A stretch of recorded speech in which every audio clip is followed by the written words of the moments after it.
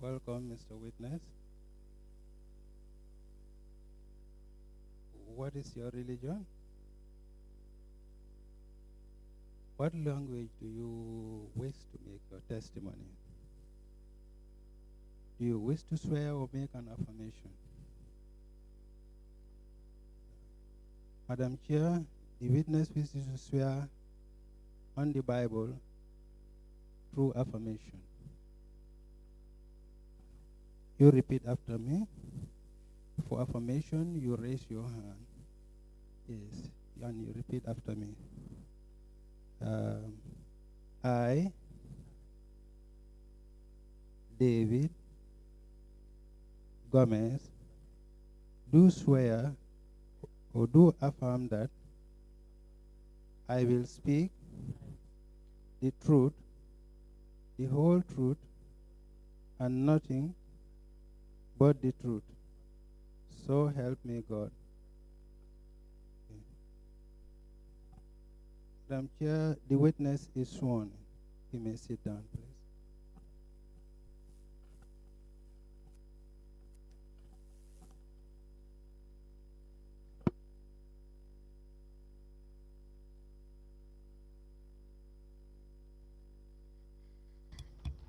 Thank you, Mr. Secretary. Welcome, Mr. Gomez. And I would now like to call on lead counsel to take through the witness. Thank you. Please state your names for the record.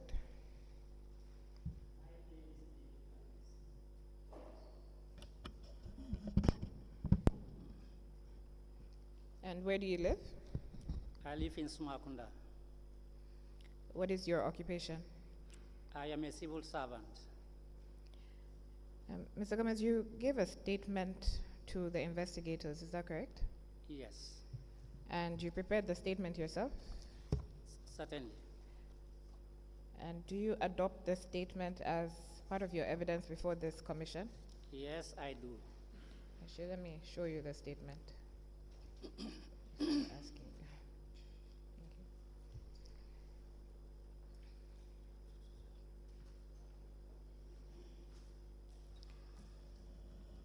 you. Is that the statement, and do you adopt it? That's right.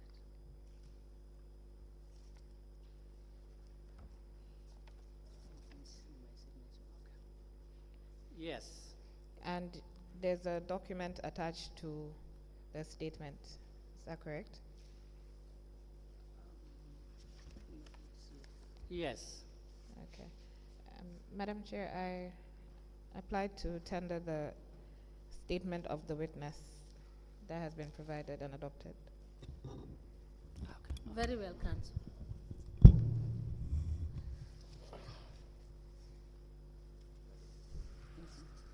We don't have time. Okay. Take. Okay.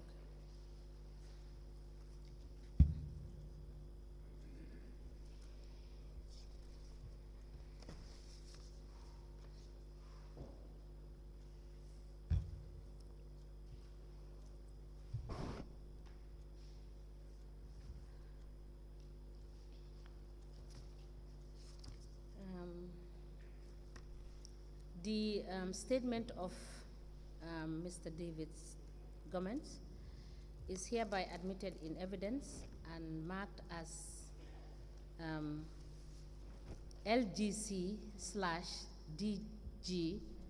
LGC/DG001 together with the exhibit, together with the attachment. As a commission, please.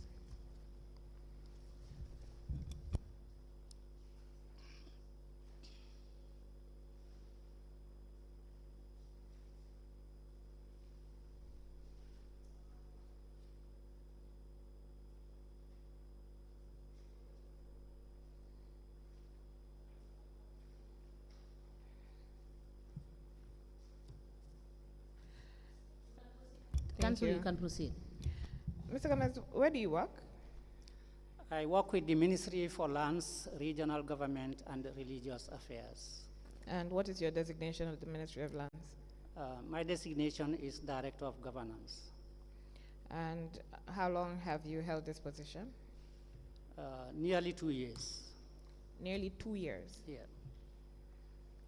And prior to that, were you still with the ministry? Yes, I was. Since when? Wow. I'm not the best with dates, but Just roughly, like which year?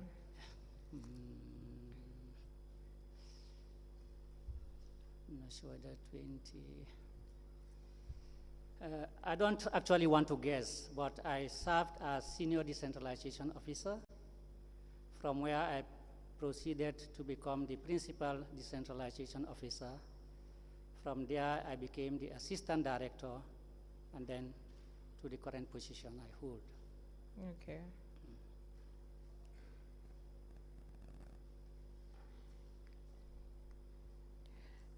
Can you give us a brief summary of your educational background? I attended primary school, then to high school, college, and then university. Okay, and what did you study at university? I studied both undergrad and postgrad. I know That is a bachelor's and master's. in what? Geography.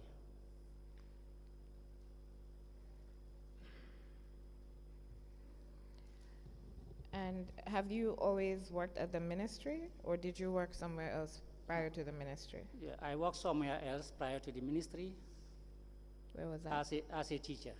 Okay. Yeah. As Director of Governance at the Ministry of Lands, what are your roles or functions? Formulates, coordinates the implementation of policies and strategies on decentralization and local governance.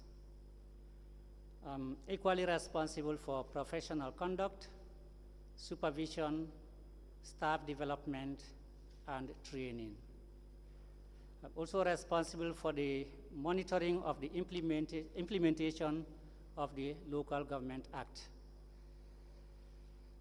Equally collaborate with stakeholders to ensure that we regulate the local governance and decentralization standards, and also ensure the proper utilization of resources, amongst others.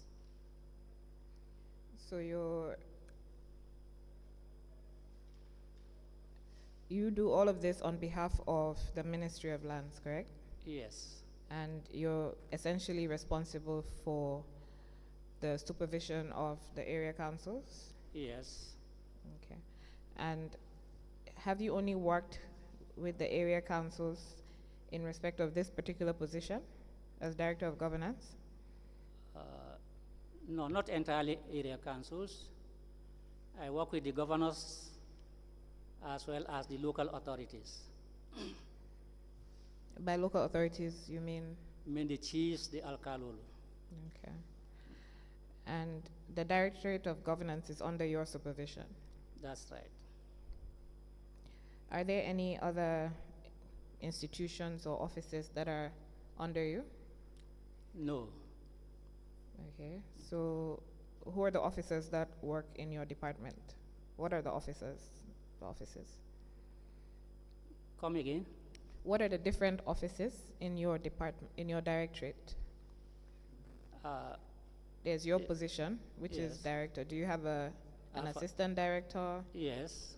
Who else works in that? Decentralization officers. Okay. Are you familiar with the decentralization policy of the government? Yes. Did you work on the formulation of the policy at any point? Yes. Okay. Can you tell us when this was? The current decentralization policy is 2015 to 2024. A consultant was hired by UNDP to spearhead the process of consultations with the relevant stakeholders, leading to coming into force or coming into being of the decentralization policy. Okay, you have said that the current decentralization policy is 2015 to 2024. Yes. Was there one before this? I think there was one way back in 2007. And were you in any way a part of that? No, not necessarily. But during your time at the ministry, did you have cause to either work with the policy, the previous policy? Not at all. Okay. Now, can you tell us what the government's intention when it comes to decentralization is? Maybe talk us through the policy. Yes, the government of the Gambia, like other countries around Africa, decided to embrace decentralization as a way of bringing about development to the grassroots of this country. So way back in the late 80s leading to the early 90s, consultation took place with various stakeholders, both national and international, and in particular the UN agencies. And this was followed by a report that was commissioned by the UNDP. And in the report actually tried to recommend to government to adopt decentralization as its blueprint or national development. Okay. So Unfortunately, or fortunately, that was during the First Republic. Then there was a change of government shortly after that. Just briefly after that, then change of government. Unfortunately, the new incoming government also embraced decentralization as a national policy and strategy in its development aspirations. Again, when the new constitution, that is the 1997 constitution, came into being, it also embraced decentralization as a way forward to bring about development at the grassroots level. It should be recalled there was international support or donor support, but along the line, this support dwindled. The momentum was lost, but again, it was regained as a result of the coming into being of the 1997 Constitution, which actually paved the way for decentralization in the Gambia. And that brought about the creation of certain legal frameworks, such as the Local Government Act 0204,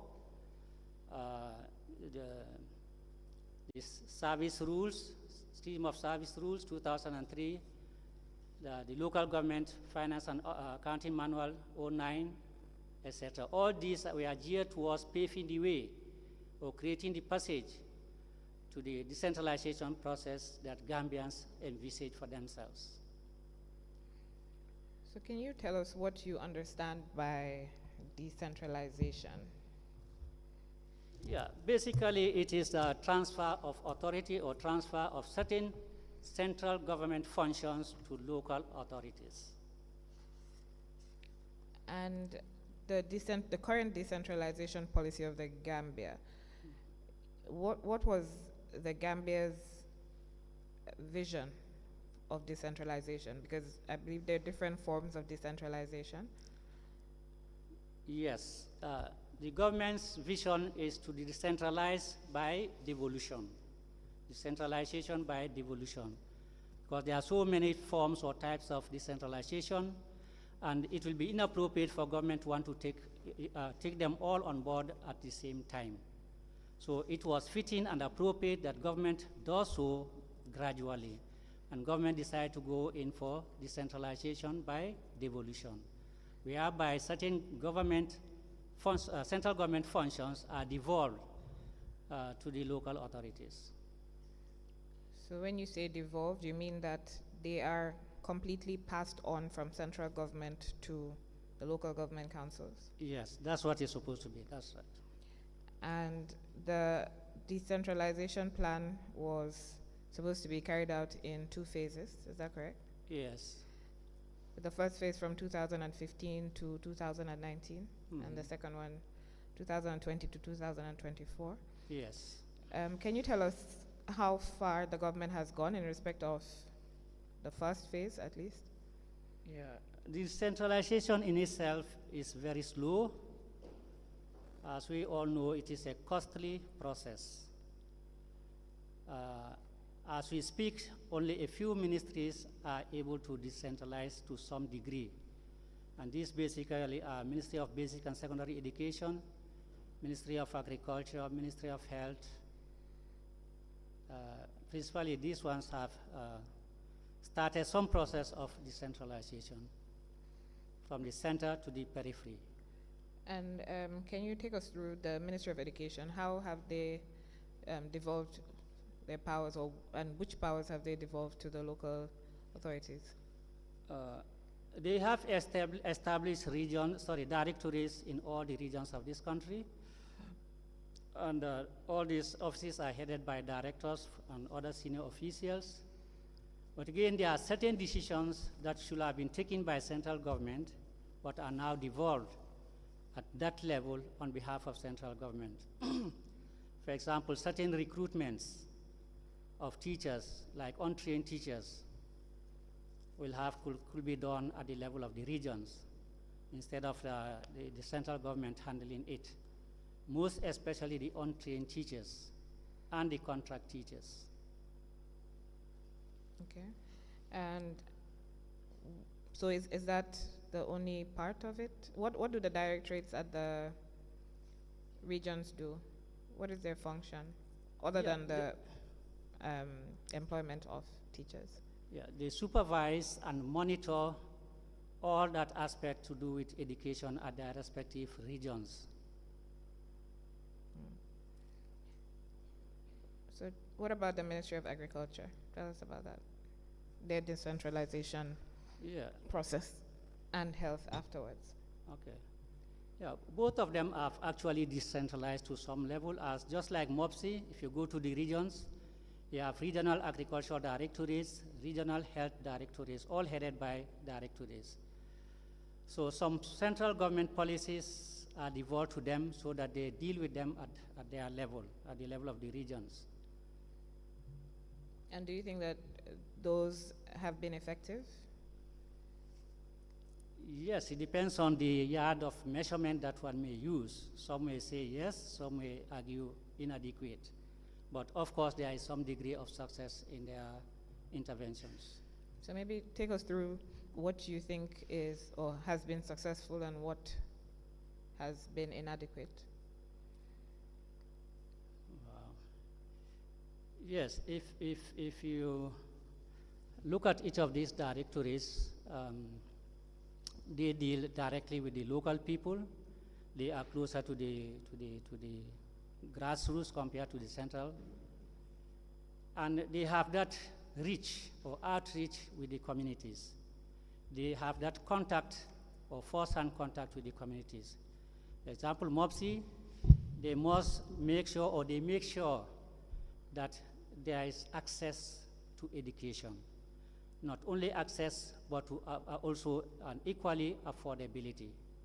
Staff recruitment and retention was a near success. I know it is still a challenge because human beings, by virtue of our nature, we pursue greener pastures. I know MOPSI will agree that it is still a challenge, but they are making some progress or headway in that direction. So, as the Directorate of Governance, what is your relationship between the central government and the local councils? Yes, central government, when they have policies, our role is to ensure that these policies are well looked after at the level of the councils. And whatever they do or they try to do, we make sure it is aligned to government policies and programs. So how do you educate the councils on central government's policies? Yes, we do have engagements with them. Apart from our routine inspection and monitoring, we draw their attention to this. Yeah, that's what I'm saying. How do you do it? Are the policies in document form that you make sure that the councils have? How do you ensure that they're aware of government policies and that they align with government policies? Yes, one of which is during our budget bilaterals with them that we conduct with them, we ensure that we keep reminding them of government policy. And that is the one factor, one reason why we have a team or a committee that monitors or looks at their budget during budget bilateral to make sure or ensure that their budgets are prepared in line with government policies and not the reverse. So you're essentially saying there's a policy for budgeting by central government, and your job in the committee is to ensure that they follow the policy in carrying out their budget. Yes. So that's what I'm saying. Is this policy written? Is it something that you provide to the council so that they also have it when they're preparing their budget? No. It's not. There's no written policy for this. No, we don't provide it. Okay, and why? Well, what is your role in respect of the other ministries that have not, or what have you done in respect of the other ministries that have not taken steps to devolve some of their powers to the local councils? Yes, directly we didn't, because this policy,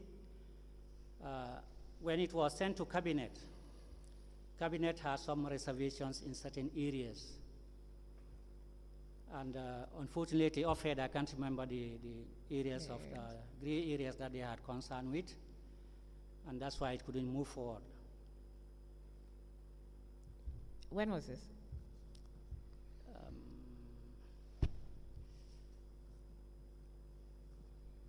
I think it's last regime, last republic. Okay, and have any steps been taken since this republic? I mean, No.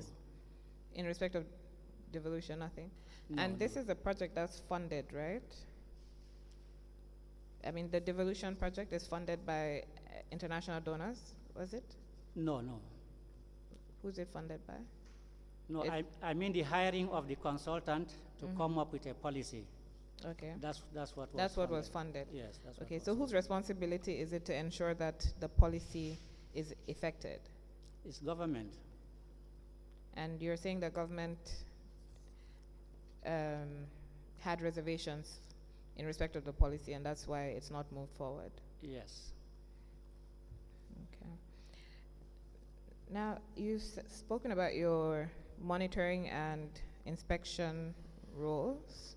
Can you tell us more about this?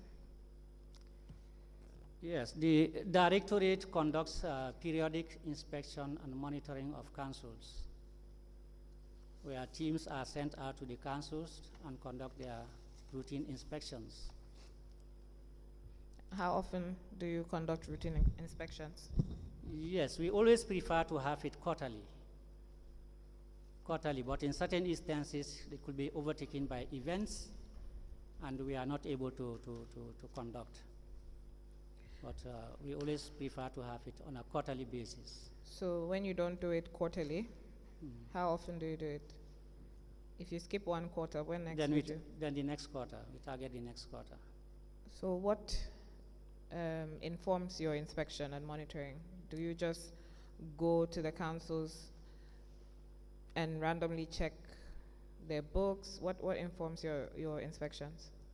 Not necessarily. We sit as a team and come up with areas of focus during the inspection when the team is out there. So every inspection and monitoring, like if this quarter focus is on this aspect, next one will focus on something different. Like what?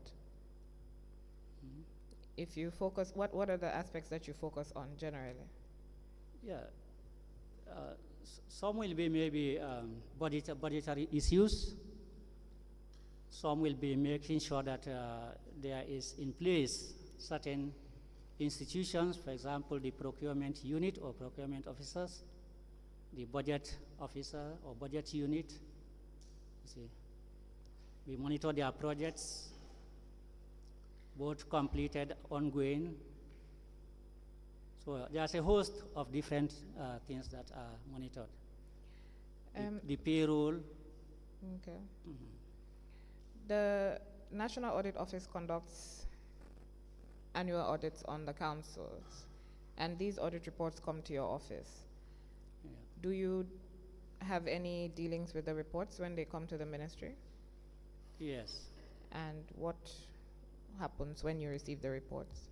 We go through the report as a team or as a directorate, and then trying to identify key areas that the national audit or the audit has raised, and that is incorporated in the next inspection exercise. And then what happens when you go on inspection and you inspect? What are the steps that you take? Yes, we go through it with management to ensure or to remind them audit has raised this concern. What is the state of correcting it? Or what is the state of implementation? Then we move on like that. If something is not implemented, then we capture as not implemented at all, or the implementation process is ongoing. And the next audit will flag it so that we still follow, or the team will still follow on that to ensure it is fully implemented. Now, what are your powers when it comes to monitoring and inspection? When you flag this and you flag it for the next audit and you go back and it's not implemented, what do you do? We bring it to the attention of my line manager. Who's your line manager? That's the permanent secretary. Okay. Mm-hmm. And then what happens? Sometimes depends where necessary, we invite the team or the council concerned to come over, and we sit over the issue. Are there any sanctions that the ministry carries out or meets out? Yes, where necessary, the ministry can execute certain functions on the council in question. Have you? Can you identify any situation that this has happened? Yes, for example, sometimes, let's say, if a staff either travel or underwent training somewhere, either nationally or local, internationally, and is paid a per diem or an allowance, cannot equally request for council to pay him or her. When these are observed, then we request for reimbursement to return back that money. I'm not sure I understand. If a staff travels and who requests per diem? Let's put it this way. Wherever the staff is going, whoever may have invited the council for that conference or whatever, in some cases, that institution will pay. Yes. Either 50%, 100% will make some payments. But a particular staff going to the conference may request the council to pay as well. So in our eyes, it's double payment, which is unacceptable. And then we call on the officer concerned to return the money to the council. And is that the extent of the sanction? Yes. Do you not think that the requesting of a double payment is some form of financial malpractice? Yeah. In a way it is. But maybe sometimes also some of them, maybe they don't know. They don't know that they're not supposed to receive payment twice? Twice, maybe. Are there any policies in respect of this, per diem? Yes, from the Personnel Management Office. Okay, and are these not part of the policies or documents that the staff are supposed to be informed about? Yes. Okay. Normally when PMO comes with such, then we photocopy and then forward them to the councils. So that's to draw their attention to the whatever changes or new thing coming in place. So that's my point. Do you think that it is an excuse to say that they didn't know about the policies? Yeah, the expectation is that communication should circulate among staff. That's the expectation. And where But there- it's, sorry, go ahead. But there could be certain times maybe it doesn't circulate to all the staff. That can be a possibility. But the best or good practice is we always advocate ensure that all the staff are okay with the new regulation. And who's responsible for ensuring that at the council? That will be the management of council. And what happens where you have come to realize that the management has not done this? Is the management sanctioned? I can't remember ever coming across such a situation whereby staff say this thing wasn't forwarded to us or we are not aware of this. But certainly if it happens, of course, he should be held responsible for not filtering the information down to the rest of the staff. Because the information is not for him and him personally, but it's for the institution. So it should filter to the staff. Now, there are projects that are being coordinated by the central government that involve the local councils. Is that correct? Yes. Can you tell us some of these projects? Okay. If I may deviate a bit, the Local Government Act provides for the provision of 3 grants to councils. Okay. We have the conditional grant, otherwise known as grant in aid. We have the general grant, which attracts 10% of the capital budget of a council or any given council. And then we have the equalization grant. The what grant? Equalization. Okay. Sorry, can we get that again? You said We have the general grant yes. that attracts 10% of the capital budget of any given council. For example, Masakonko, 10% of their capital budget. That's general grant.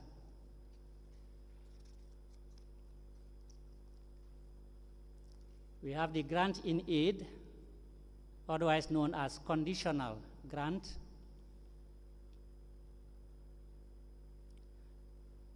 And then the third one is the equalization grant.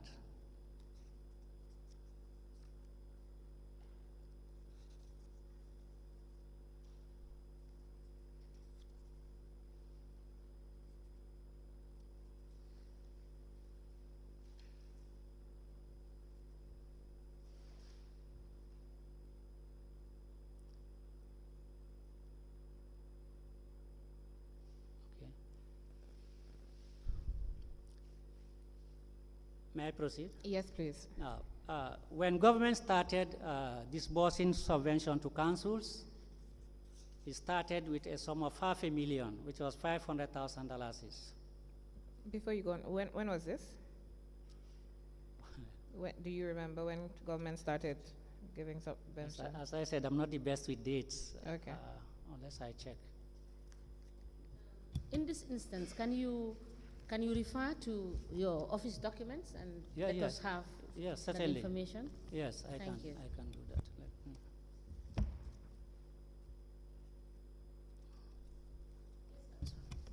I think he's noting it down. Yes, Yes, sir. before I forget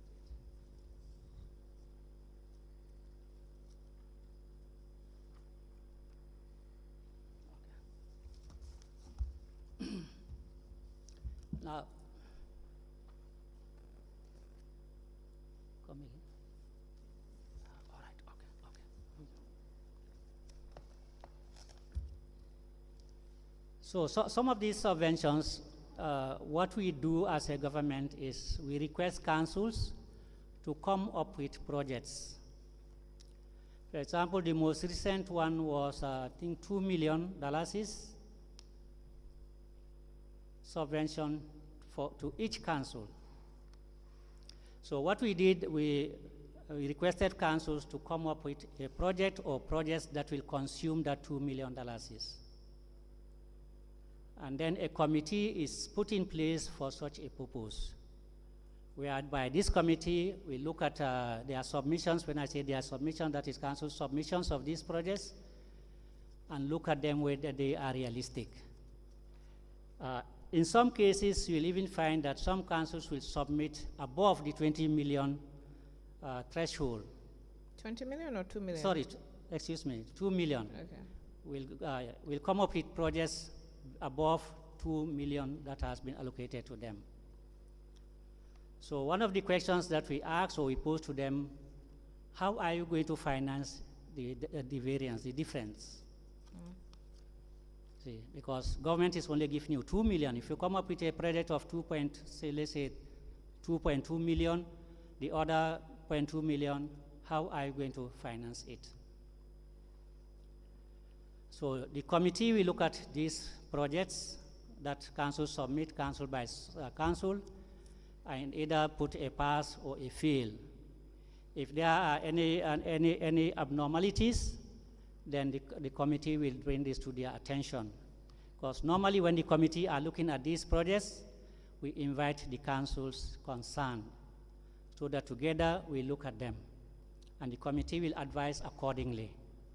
If there are if it is okay, then it's given a pass mark, then the council in question will be released to go. On the other hand, if there are issues that the committee is not satisfied with, then we ask them, go back to your drawing board and do X, Y, Z, and then resubmit. So oh, sorry. Yeah. So this is what we do with these government projects. So before the funds are disbursed. In a situation where, like this 2 million, you've given an example of if the council has gone above the budget and has maybe a project for 2.2 million, and you have asked them to explain how they're going to fund the difference. The councils have other sources of revenue, right? Yeah. If they're able to, like 200,000, most of them should be able to come up with that amount. So is that not sufficient justification? What would make you actually, the committee fail a council in respect of that amount? No, the committee will only fail the council if the council cannot justify at that material point in time. But once the council are in a position to justify, the committee has no problems with that. So have the councils been able to make use of the 2 million subvention? Yes. All of them? Yeah, it was given out anyway. But I know there was one council that only submitted 500,000 instead of 2 million. So is it that they don't want the 1.5 million? Should we disburse that one other needy council? So there was a going forth and back to put that in place. But then you still disburse the 2 million anyway? Yeah, but no, they have to. Okay. They have to resubmit. Okay. Ensuring that the 2 million is consumed. So under which of these grants does that fall under? Is it the conditional grant? Conditional, yeah. Okay. This was conditional. So take us through because basically it has to be in agreement between the two parties. When I talk of the two parties, central government on the one hand and the local councils on the other. We have to agree on programs whereby the councils are going to inject these 2 million. And sorry. Sorry. Before you proceed, Council. Mr. Gomez, what I want to ascertain is, for this 2 million grant, which is a conditional grant, as you said, can you tell this commission whether the whole 8 councils were given this grant? Yes. In total, it's 16 million that government has approved for the 8 councils. So logically, 16 million by 8 councils, that is 2 million per council. Yes, and when was this disbursement made? You can provide the information. Okay. Yes, please provide us with the information. Okay. And also to a further question to that, in this circumstance, you you are provided with the possible project that the council is going to use that money for. Yeah. Do the councils provide for you the specific projects that they are going to use this money for? Yes. And you have also that information? That comes from the council. Yeah. And I remember one of the advice the committee gives is to ensure that it's derived or come out from the strategic plan. Okay. We try to discourage them to just sit down like this, oh, I want to build a market. Let them go into their strategic plan and then where possible extract it No, from my there. question is here. Before the disbursement of this 2 million, Okay. do they present to you a project proposal to say that this is what we are going to spend the 2 million on? Yes, they do. So if they do, But- do you have documentation for all of the councils with respect to towards this disbursement that you've done? Yes, I'm not sure whether we have returned, like if a council is giving pass, whether we have returned it back to them or whether we kept them, I can't remember. Can you But- please check and provide that information for us? Okay. Thank you. Okay. Council, you can proceed. Thank you. Mr. Gomez, Yes. so the 2 million or the 2 million each that central government gives to the councils, does it come out of the funds of the local government, of the Ministry of Lands? Yes. Basically, when as a ministry we prepare our budget for the ensuing year, we capture in the ministry's budget the subvention for council for the following year. So when it is finally approved, like the national budget is approved by the National Assembly, then when it comes to the ministry, then from the ministry to the councils. And but you had said at some point that initially government used to give 500,000 to the councils, half a million. Yes, that's when government started to provide subvention to to councils. And Like is that sometimes what- we have doyens of the local government fraternity within us, and they will vividly agree with me that when since the Local Government Act came into force way back in 2002, for so many years along the line, government didn't provide this subvention. But at some point when it started with 500,000. So this 2 million subvention, I don't, correct me if I'm wrong, I had understood you to say that recently government decided to grant 2 million, give a 2 million subvention to the councils based on if they have projects. The 500,000, was it fixed every year automatically? No, that was the starting. Okay. And the year it started with 500,000, that's 500,000. If I don't forget, the following year, it was raised to either 1 million or 1.5. Thereabout. Okay. But for last year 2022 and this year 2023 is 2 million. Okay. Yeah. Commissioner Joyner has a question for you. Thank you very much, Lead Counsel. Mr. Gomez. Yes, Commissioner. I just want to understand this grant in aid, which is conditional. There's been talk about the government not fulfilling their percentage for projects or for the 60-40, whereby the councils will use 60% of their revenue for recurrent cost or whatever, and the 40% will be for development. And out of that 40%, government would spend, is it not 25%? We'll give them 25% towards that. Yeah.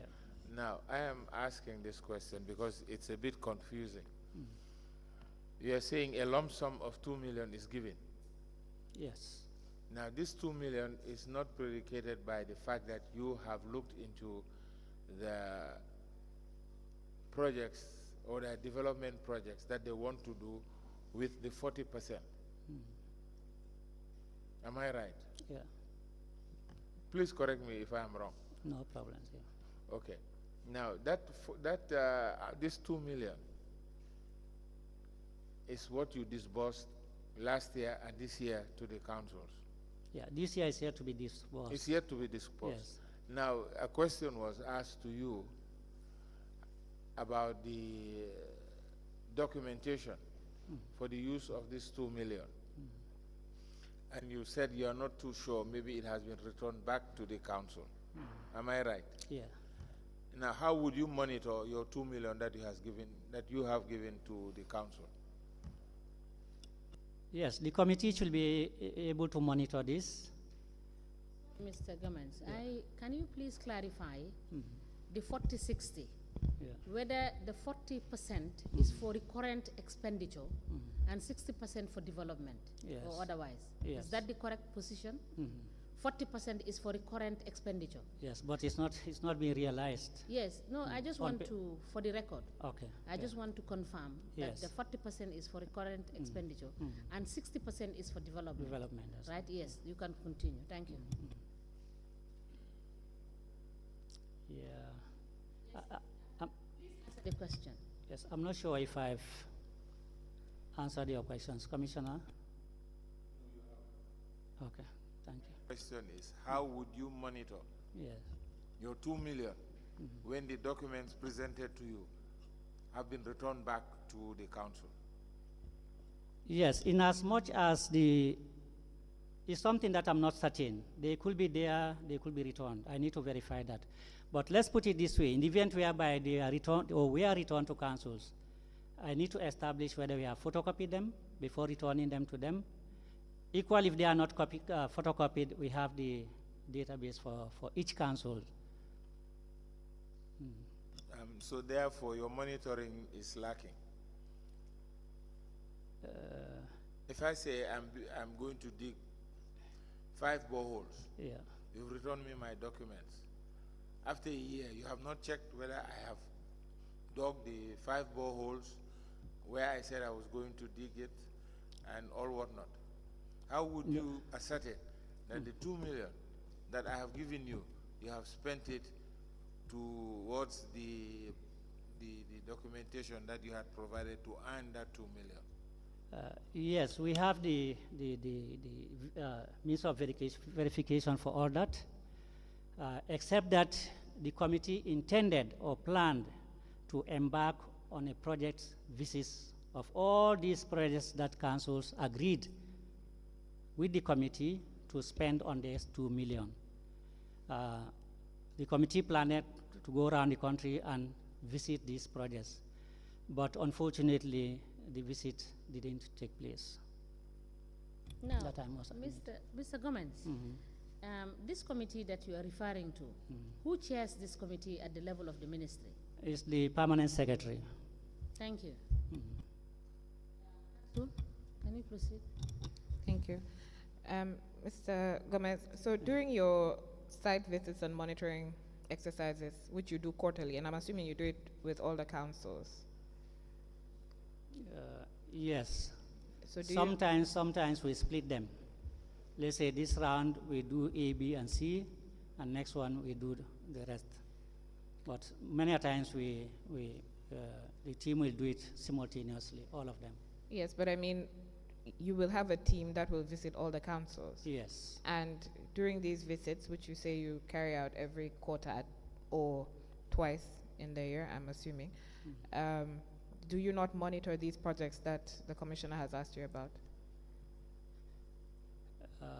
Yes, of course, project monitoring takes place. So you would know if you went on these visits in any given year whether the projects have been completed or not?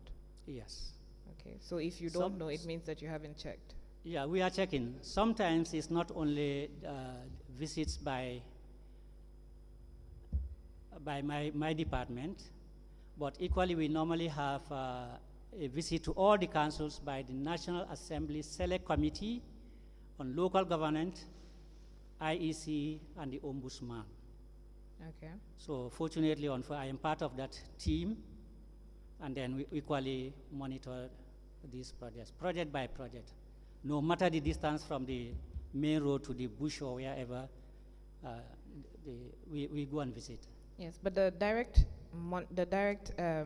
monitoring of the councils, it's essentially, it is your mandate.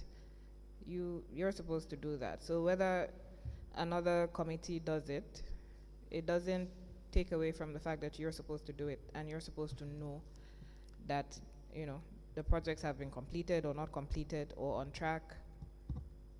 Yes, Is that right? we normally do it. It depends, as I started by saying, every inspection we sit together and table what should we look at. So if projects is part of that monitoring, the team, the committee goes on the ground to see for themselves the status of implementation, completed, not completed, what are the challenges. The team goes to the ground to inspect this. So Even the next inspection projects is part of the areas that the monitoring team will be looking at.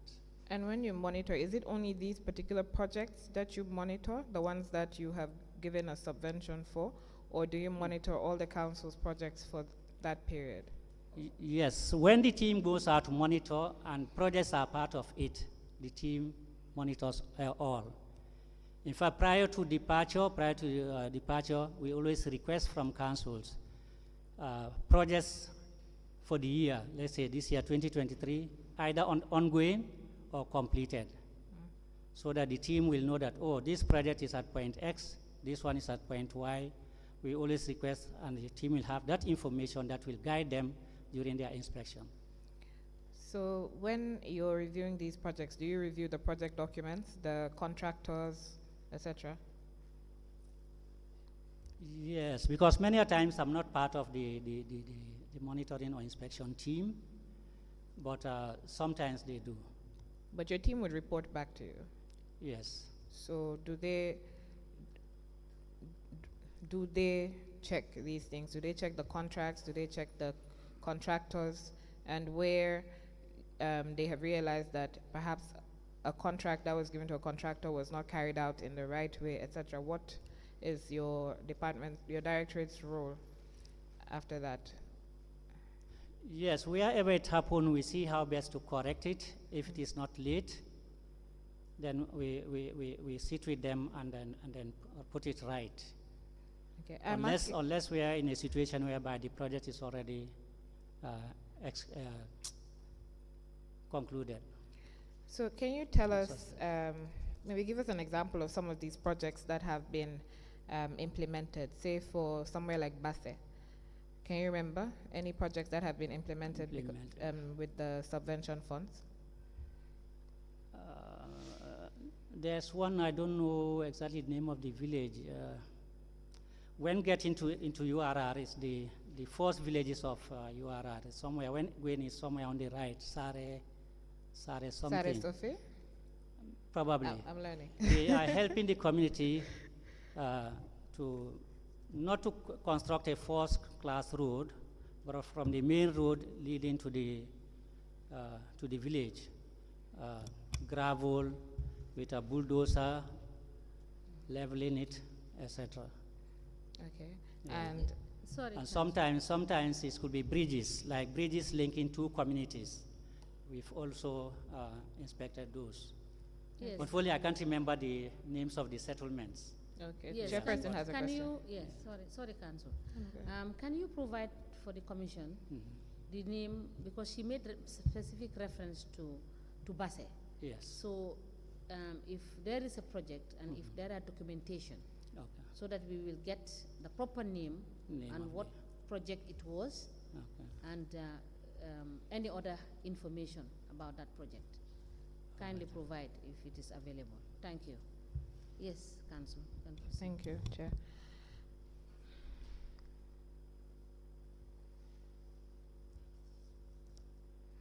Okay. I'm asking because we have seen some audit reports that have pointed out the deficiencies in some of the structures and other things that have been carried out by the councils. And you have said that you monitor these things. So I'm wondering, have you been to, say, the markets at Kerewan, at Mansakonko, any of these places? During your inspections, do you inspect the infrastructure that has been built? Yes, we do. And do you find them adequate? Some of them have shortcomings, and wherever they have defaults or faults, we note it down and bring it to the attention of the council management. And what happens when nothing is done? Yes, the only way to establish whether something has been done about it will be the next or subsequent inspection. So that's why I'm asking, if you go on these inspections every quarter, you would be able to monitor and know whether it's been done every quarter. Yeah. So if you go on the first visit and it's not done, you go on the second visit, it's not done. You go on the third visit, it's not done, because these audit reports come annually, sometimes biannually, it seems, and this is an issue that is persistent. So if you've been going and you've been seeing and you realize that it's not been fixed, what do you do? Yeah, a typical example is Kerewan Area Council. There's a community market that they constructed, and when we visited, we were not happy with the flooring. It was badly done. Okay. When we look at it, we'll think that it's a floor that was constructed years back. But this is a market that was constructed in 2021, no? Around that time. I can't remember the years, but I remember we went there last year, 2022. Okay. And the floor was badly paved, so we recommended to redo it at that stage. So in that circumstance, a market almost newly built, the floor is terrible. Would you go further than just recommending that they pave the floors again? Would you check who the contract was given to, what the contract terms are? Would you check whether the procurement was done right? Would you check any of that? Because if it's only been done a year and it's bad, it's very likely that there's an issue with either the materials that were used or the mixing or cement. Yes. So would you go further than just recommending that they fix it, because they would have to spend council funds to fix it when someone else has already been paid for that job? Yeah. So would you go further than just telling them to fix it? Do you go into the documents? Yes, we need to go to the document or try to find out who the contractor is. Because he or she is already paid to do that job, he or she will have to fix it. So that's what I'm saying. Do you actually do that? Do you actually do that? Where it happened? In this Kerewan situation, did you do that? No, we didn't do that. And do you not just ask the council to engage him and let him redo the floor.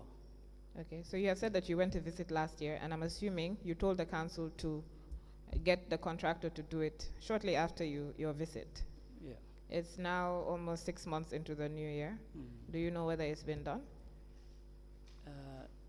No, honestly, I wouldn't know, because I haven't been there since then to ascertain whether it's done. Has your team been there? Come again? Has your team been there? Has your inspection team been there? No, I don't want to guess. I'm not sure whether they've been there or not. Now, unless I. Sorry. Now, can you tell this commission? Can you give us a schedule of the times you have done project visits? Okay. Yes. If it is recorded, and what your findings were, if there are any recording, can you kindly provide that to the commission? Okay. And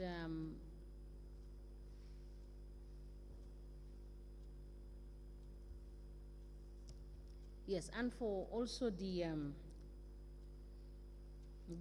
contracts that have been awarded, do you have copies of those contracts with you?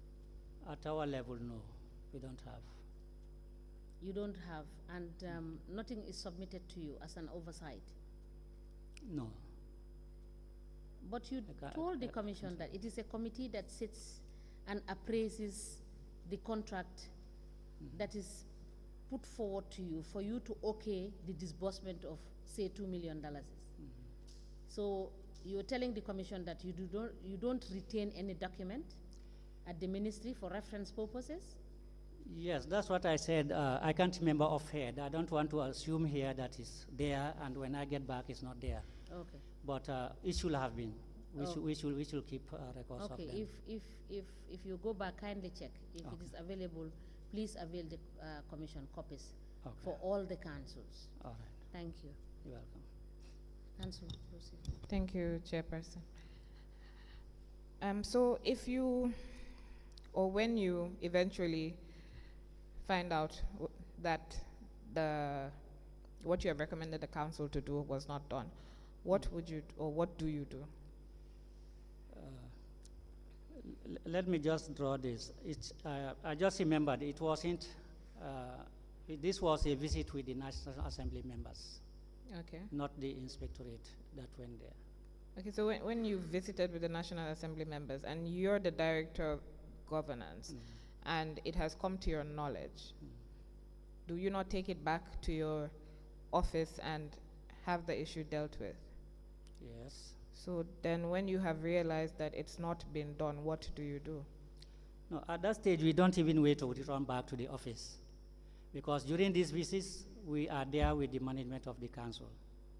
So it is there and then that we tell them what needs to be done, that this cannot be left like this, it has to be fixed. I understand that part. What I want to know is, what is the follow-through? You have told them. Yeah. They have not done it. Now what happens? Yes, They just left like that?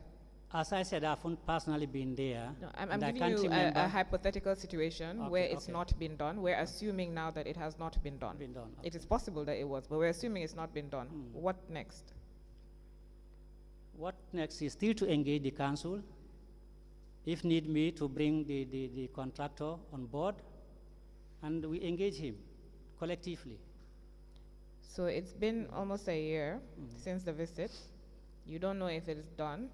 When you eventually do visit again, if it's not done, then you will ask them, you'll engage the council and ask them to invite the contractor. Meanwhile, the people who are using the market are having to deal with it for that period. Yeah. And do you think that this is right? No, it's not right. It's not appropriate. Okay, you were telling us about the 3 different grants: conditional, I believe general grant and equalization grant. Is it? Yeah. Can you tell us more about the general grant? The general grant, as the name implies, it is there for all of them. That is for all the 8 councils. And how much is it? When do they get it, etc.? No, the period doesn't matter. They could get it in January, February, April, July, August. It The doesn't period- matter to who, the ministry or the council, because I'm sure they need funds maybe at the beginning of the year. Yes, but also Okay. provided central government, the funds are there. Okay. But as soon as it's done, then we request for the funds from government, and they are paid to their respective councils. And is it a uniform amount for all the councils? Yes. Okay, how much is it usually? As I said, last year 2 million, 2023 2 million. No, that one, you said that was a conditional grant. No, it only comes one off. Government hasn't been providing to say, okay, this is your general grant, this is your conditional grant, this is your equalization grant. Government only provides one. So And that- government and only that- gives 2 million to the councils every year. Yes. There's no 25% of their development budget. No. Why is that? Normally, during budget preparation period, we capture it in our budget. We request for their budgets, and we request for their actuals. Based on the actuals, at our level, with the committee, we calculate the 25% and put it in the ministry's budget. It amounts to a lot of money. So the problem is always during budget bilateral with Ministry of Finance. No matter where we put, they'll always say no.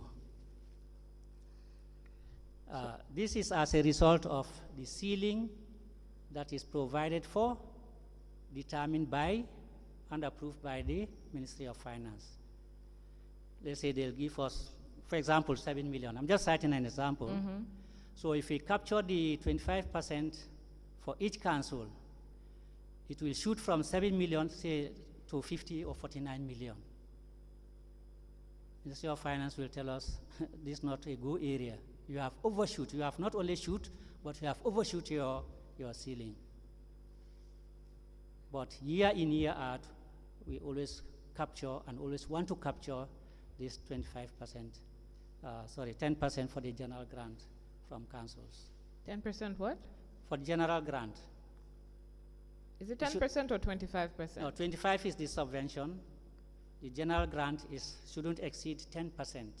But you just said that you don't actually have a distinction. You just give a one-off amount to each council, which is the 2 million. The ideal situation was, as indicated in the Act, to give as it is there.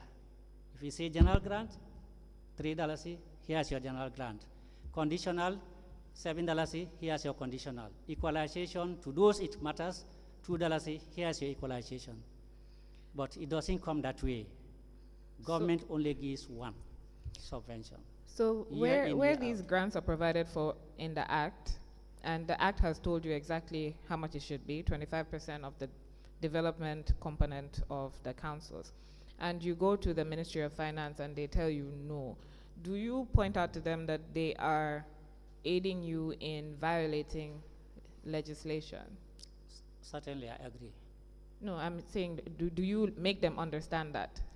Yeah, because we told them this is a legal requirement. It's not me as an individual, it's not us as a ministry who just want sums provided to councils. It is a legal requirement. I didn't put it there. It is we as a government or as a people who put it in there. So let's implement it. So that's why I started by saying, since the Act came into being, for a spell of time, not a single dime was forthcoming from central government to the local councils. So do you bring this issue before the National Assembly? Yes. And what has been their reaction?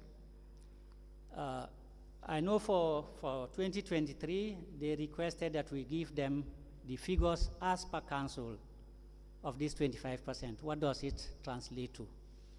So that they could use that to argue the case at the plenary.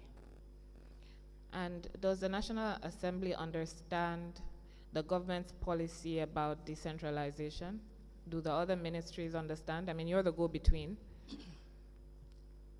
Yeah, maybe some may understand, some may not understand.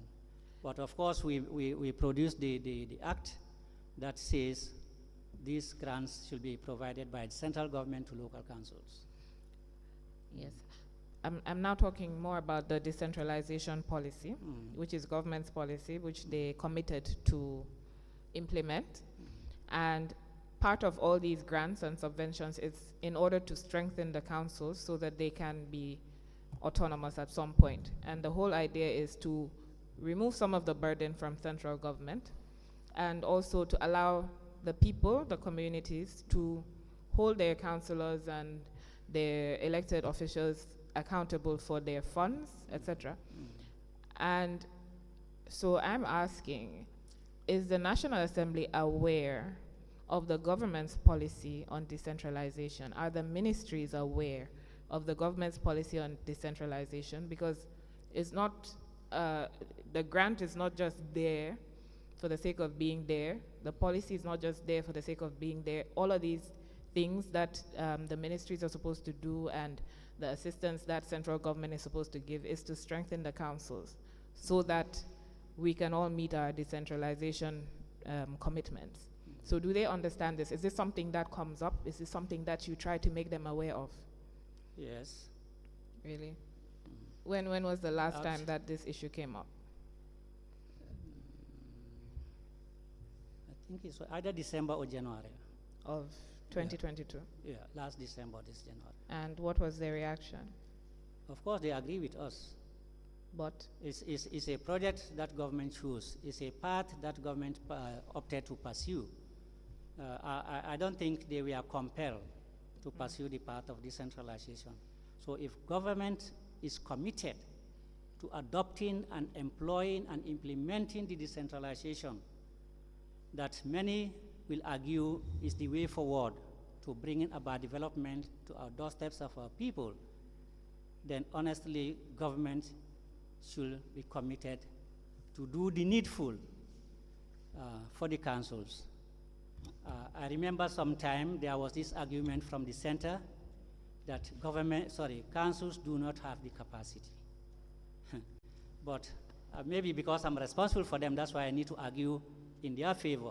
But I am always of the view or the conviction that if councils do not have the capacity, absorptive capacity to absorb these funds that are coming from the center, it is your baby. Your child, you cannot abolish or abandon your child. You have to protect, you have to guide that child to grow, to crawl, to walk, and to develop him or herself. So the center has that moral responsibility. If the argument is that councils does not have an absorptive capacity, what is government doing about that? For me, it's not enough only to say councils doesn't have the capacity. What are we doing about the capacity that is lacking? If we are serious as a government, if we are determined to pursue the path of decentralization, now, we need to build that capacity. Yes. Help them build the capacity. Sorry, Yes, Council. sure. Mr. Gomez, Yes. you have stated in your statement, which is Exhibit LGC/DG001, you have stated that as Director of Governance, you formulate, coordinate the implementation of policies and strategies on decentralization and local governance reform. And you ensure proper utilization of resources, ensure that standards are adhered to by local government authorities, monitor the implementation of the Local Government Act, collaborate with all stakeholders in regulating local governance and decentralization standards. You, as Director of Governance, what is the procedures you have adopted at the level of the ministry to do all of this vis-a-vis with the stakeholders, for each stakeholder to understand their responsibilities towards this process of decentralization? Yes, the engagement didn't go deep, as I said, because the policy itself is not an approved document. It has, according to the executive at the time, they have figured out certain issues that they are or we are not comfortable with. Before you proceed, the policy that we are referring to was a policy that was drafted. Yes. During the last administration? Okay, so and this administration, have they done any review of that policy? No. With the view of adopting it as a working document? Yes, the review process is just in the pipeline. We've engaged UNDP for possible funding of the review process, and that will inform hiring the service or services of a consultant to lead the process. Okay, so that's now yes, so now now let's consider your responsibility as you stated them in your statement. Now my question is, what procedures have you adopted in making sure that there is understanding, there is work towards the implementation of what is provided for in the Act and in the regulation, since the policy is not a document that has been adopted, finalized and adopted. So what have you been doing pursuant to your Act and the regulations that have been enacted? Yes, candidly, nothing much was done in that respect, apart from the few ministries that have embarked or engaged in decentralization. But on a larger scale, that is the entire government machinery, not much was done, because we are looking forward to having this document legally binding, and then we move. Yes, you have stated you have told this commission that central government did not live up to their expectation in providing the finances. But you, as head of governance, you know that your first port of call is at the parliament, where you will go and argue for these funds to be disbursed, for these funds to be provided for, because it's the assembly that approves the budget. Approves the budget, certainly. So what role did you play when it came to discussing this budget at plenary level, you understand, so that you could get the select committee at the parliament to listen to you and to be able to table the need for them to approve funding that could be in your budget ultimately for this thing to happen? What have you done with respect to that?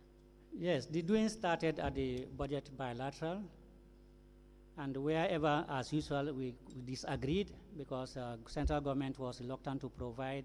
As we capture on behalf of the councils in our budget, the next stage was to engage the select committee that government is not abiding or sticking by the promise, adhering to the promise made in the legal documents to provide these funds, and we need your candid intervention.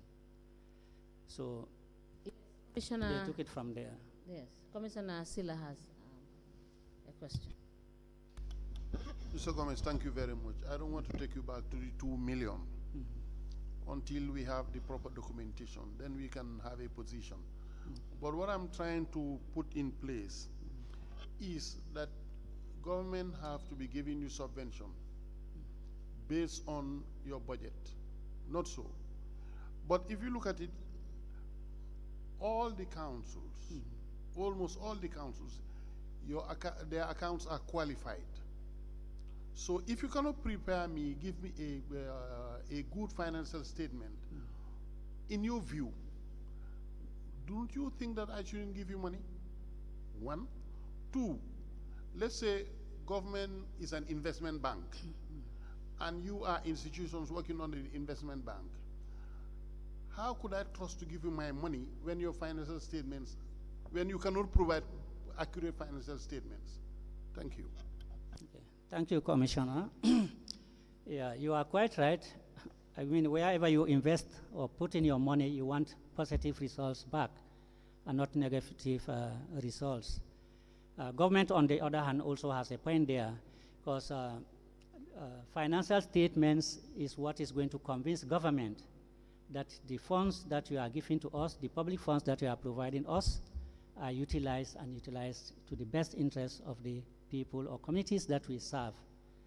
If, on the other hand, that is not forthcoming, then it pushes the government to a corner and constantly asking itself or herself, should we continue or should we stop? Yeah, financial statements has been a challenge for councils, but gradually we'll be getting there. And this has always been a bottleneck at the FPAC, where councils appear before the National Assembly. And I'm happy to report that with the introduction or with the rolling out of the IFMIS, that is the Integrated Financial Management Systems, into the councils, some progress is being made. As we assemble here, councils are now in a position to pull out reports as we speak. They are now able to pull out reports from the IFMIS system.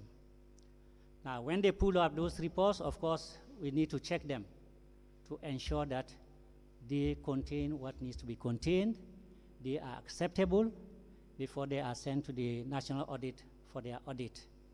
And that will help inform the government's position whether to continue providing these subventions to council or otherwise.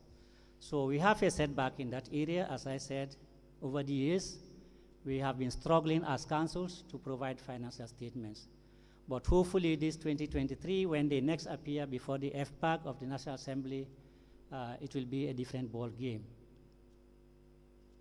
Yes, we have noted the audit reports